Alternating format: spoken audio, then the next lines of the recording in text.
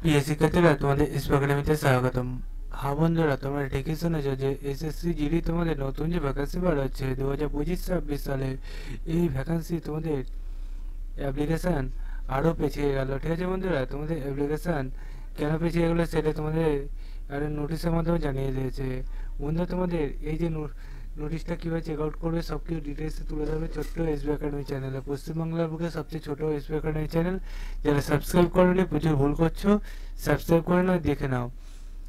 মানে তোমরা গুগলে এটা সার্চ করতে চাইলে ডাইরেক্ট গুগলে সার্চ করো ssc.gov.in, সেটাতে করে সার্চ করে অফিসিয়াল লিঙ্ক সেটা প্রথমে পেয়ে যাবে। আবার বন্ধু হোম ওয়েবসাইট ক্লিক করি, আবার নিচে দিয়ে স্ক্রল ডাউন করে আমরা দেখতে পাবো এখানে একটা নোটিশ জারি করেছে যে তোমাদের তোমাদের এক্সামিনেশন ব্যাপারে দেখতে হচ্ছে। এই 16 তারিখের নোটিশগুলো তোমাদের এসএসসি এক্সামিনেশন তোমাদের নতুন ভ্যাকান্সির ব্যাপারে বলেছে।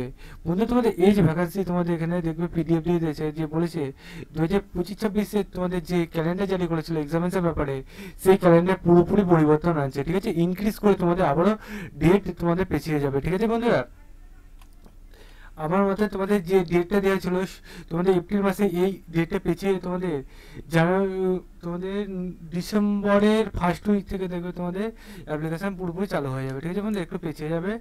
আর কিছু পরিবর্তন আনছে এবার তোমাদের আধার কার্ডে দেখতে পাচ্ছ, আধার কার্ডের যে তোমাদের মাস্ট দরকার, আধার কার্ডে তোমাদের ভেরিফাইয়ের মাধ্যমে তোমাদের এবার সিলেকশন হবে। মানে আধার কার্ডে তোমাদের যে ভেরিফাই করে তোমাকে এবার সেন্টারে, পরীক্ষা সেন্টারে ঢুকতে হবে। ঠিক আছে বন্ধুরা, এবার আমূল পরিবর্তন এগুলো আনছে, সেই বন্ধু তোমাদের একটু ঢিলা হচ্ছে এবং লেট হচ্ছে। তোমরা চিন্তা নেবে না, তোমাদের এক্সামিনেশান হবে যখন তখন তোমরা দেখতে পাবে পরিবর্তন। তার পাশাপাশি তোমাদের অ্যাপ্লিকেশানে তোমাদের আবার নতুন নোটিশ জারি করুক, তখন তোমরা জানতে পারবে। সে বন্ধু সুস্থ থেকো, ভালো থেকো, ভিডিওটা প্রচুর শেয়ার করো। চলো বন্ধুরা, আজ আমাদের এই পর্যন্ত থাক, নেক্সট ভিডিওতে আবার দেখা যাচ্ছে। জয় ভারত।